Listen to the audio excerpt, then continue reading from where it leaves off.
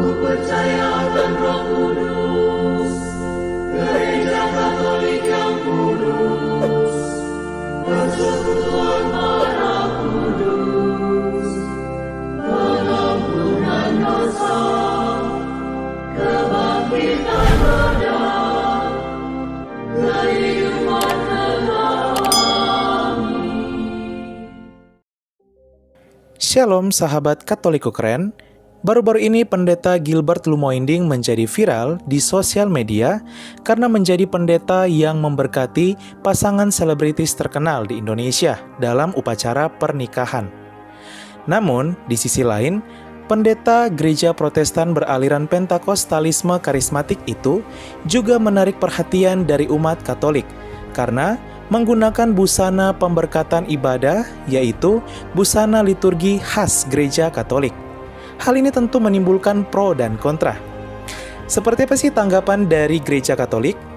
Dan berikut ini tanggapan dari salah satu imam Katolik, yaitu Romo Inongutra, terkait hal ini.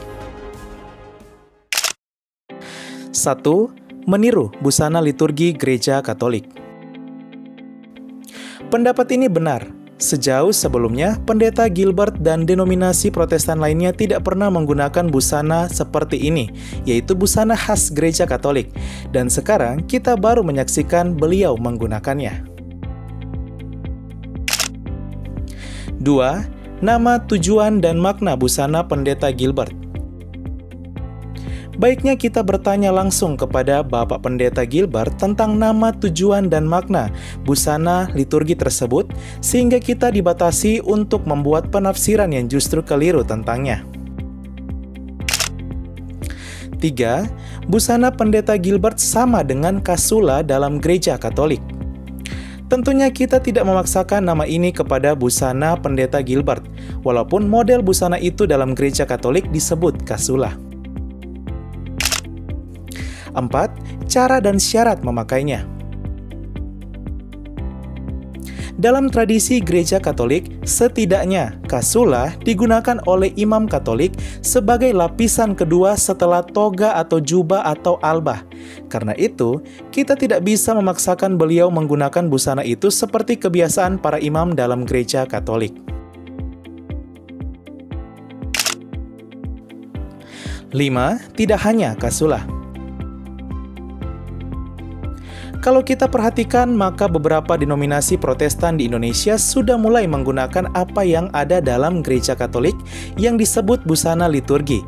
Seperti, yang pertama dulu kita hanya melihat para pendeta menggunakan jubah dan kemeja hitam dengan roman kolar putih. Tapi sekarang sudah ada jubah dan kemeja warna-warni dengan roman kolar putih yang digunakan oleh para pendeta. Dulu, kita hanya melihat para pendeta dan majelis mengenakan selempang putih kecil, tapi sekarang sudah ada beragam stola panjang seperti stola para imam gereja Katolik dengan warna-warni mengikuti masa liturgi juga dalam gereja Katolik.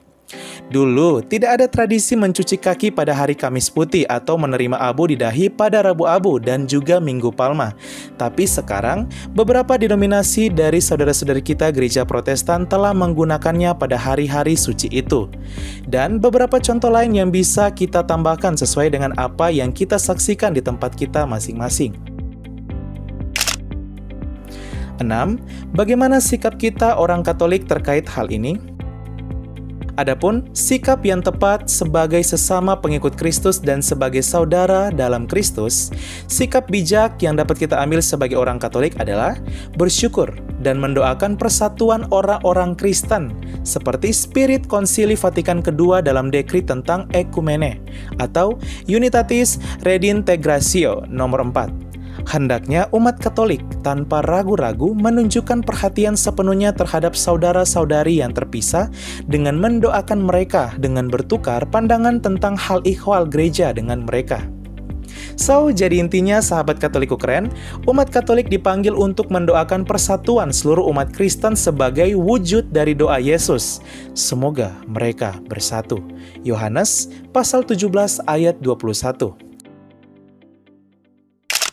Ya, sahabat Katoliku keren, itulah dia pandangan gereja Katolik tentang busana pemberkatan yang dipakai oleh Pendeta Gilbert Lumoinding yang merupakan busana liturgi khas gereja Katolik. Dan tentu kejadian ini menimbulkan pro dan kontra.